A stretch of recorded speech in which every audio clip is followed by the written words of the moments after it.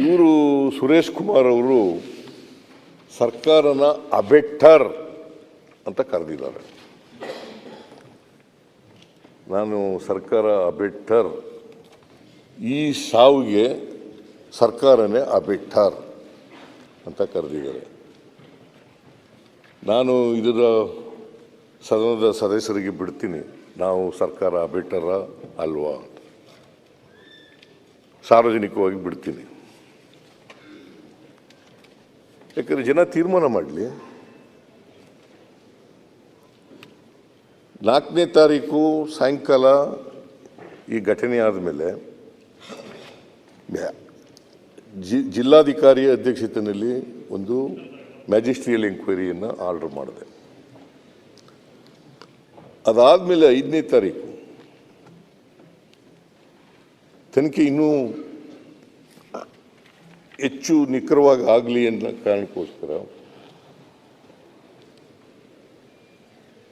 ಹೈಕೋರ್ಟ್ನ ನಿವೃತ್ತ ನ್ಯಾಯಾಧೀಶ John Michael Cunha, retired high court judge, ಅವರ ಅಧ್ಯಕ್ಷತೆಯಲ್ಲಿ ಒನ್ ಮ್ಯಾನ್ ಕಮಿಷನನ್ನು ಅಪಾಯಿಂಟ್ ಮಾಡಿದೆ.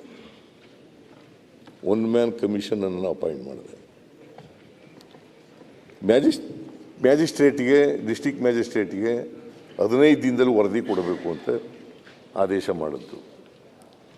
ಮೈಕಲ್ ಕುನಾ ಅವರಿಗೆ 1 ತಿಂಗಳಲ್ಲಿ ವರದಿ ಕೊಡಿ ಅಂತೇಳಿ ಆದೇಶ ಮಾಡಿದ್ರು. ಇದು 5/6/2025 ಮಾಡಿದ್ರು.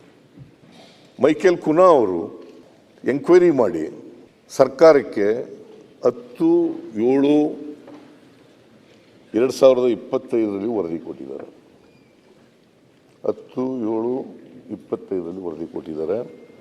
11/7/25 ಡಿ ಸಿ ಅವರು ವರದಿ ಕೊಟ್ಟಿದ್ದಾರೆ.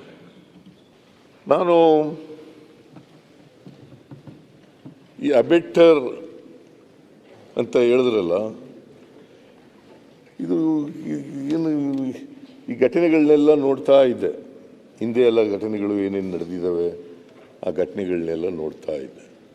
ಆ ಘಟನೆಗಳನ್ನು ಸಂಭವಿಸಿದ ಸಾಮಾನ್ಯವಾಗಿ ಈ ಘಟನೆಗಳೆಲ್ಲ ನೋಡಿದ ಮೇಲೆ ನನಗನ್ನಿಸುತ್ತು 3 ಸಂದರ್ಭಗಳಲ್ಲಿ ಈ ಕಾಲ್ತುಳಿತಗಳಾಗಿರ್ತಕ್ಕಂಥ ಸಂದರ್ಭಗಳನ್ನು ನೋಡಿದೆ ನಾನು.